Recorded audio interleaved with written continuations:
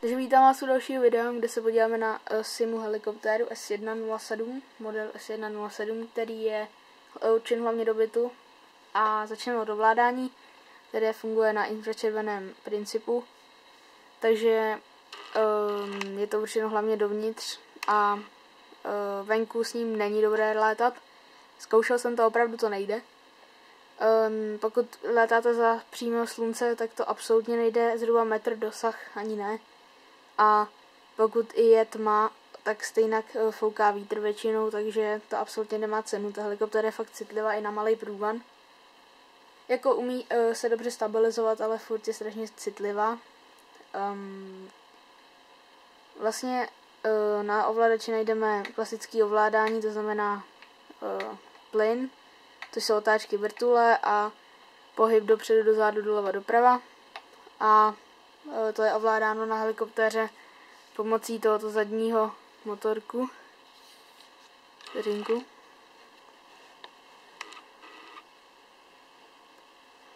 A ten vlastně ovládá ten směr té helikoptéry, kam poletí. Takže vlastně ta helikoptéra jakoby nelétá nebo nenatáčí ty své rotory, aby se pohybovala dopředu či dozadu, protože je používá ke stabilizaci, ale používá ten právě na pohyb dopředu dozadu a doleva doprava vlastně na ovladači, teda takhle. Ten pohyb dopředu a dozadu ovládáme pohybem dopředu a dozadu na páce logicky a tím se ta vrtule teda točí na jeden nebo na druhý směr. A pokud se má helikoptéra točila doleva či doprava, tak helikoptéra neletí celá doleva či doprava, jakože takhle, ale točí se pouze takhle. A tím, že vlastně zpomalí otáčky jednotlivých rotorů.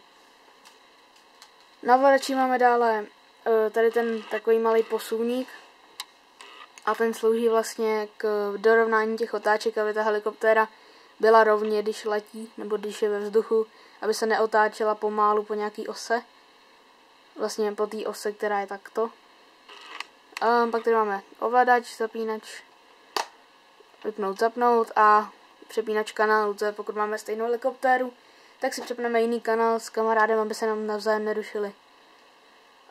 Což je velice pěkné, je to, že můžeme helikoptéru nabíjet přímo z ovladače, a to pomocí tohoto konektoru,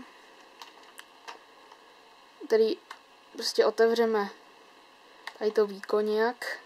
Jsem to teda nikdy neskoušel. A takhle. A tady je vlastně kabel na nabíjení helikoptéry. Dovnitř potřebujeme 8 tužkových baterií klasických. Takže i ta spotřeba toho nabíjení je velice velká, že doporučuji nabíjet přes kabel, který k tomu dodává, a to je USB kabel. Takže můžeme nabíjet z notebooku, z počítače, nebo pokud máme takovou nabíječku, jako je třeba k iPhoneu, nebo podobně. Nyní se půjdeme podívat teda na helikoptéru, že ovladač to už je všechno, co k němu je. Helikoptéra je udělána z takového odolnějšího plastu. Neříkám, že je úplně odolný, protože už se mi pár věcí třeba ulomilo, třeba tady to. Tady to vlastně pokračuje, ale tak to se ulomí velice rychle, protože když přistanete tvrdě, tak ten ocas s tím prostě flákne, to je dole jako první většinou.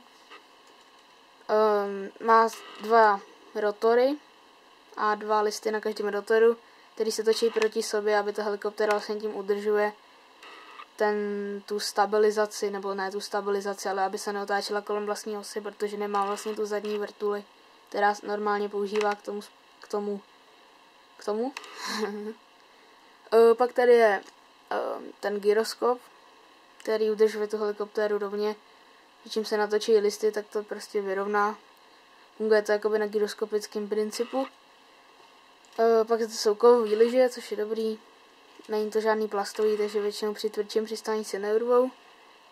A uvnitř je samotný motorek, je vidět tady. Můžu potočit, jestli uvidíte, se hejbe.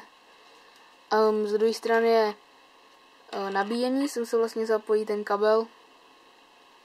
A zapínání je teda ještě na této straně. Tady.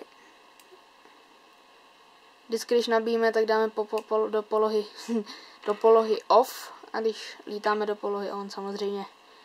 A helikoptéra bliká dopředu. Má vlastně LED diody červenou a modrou, takže nám svítí. No, ta kamera moc nezaostřuje. A jinak, jak jsem říkal, venku se s ní moc dobře nelítá. Rozhodně je to dovnitř a jinak za tu cenu se mi zdá celkem dobrá. Není to zas tak levný, vzhledem k tomu, že už můžeme sehnat podobný typ za levnější peníze, ale zase kvalitně je to od dobrý značky a hodně dobře se s ní lítá, stojí na místě a prostě letí tam, kam chceme, ne jako ty malí, který si prostě lítají kam chtějí. Takže bych ji klidně doporučil a možná udělám i video o zaletu. Takže díky, že jste sledovali a těším se s vámi na příště.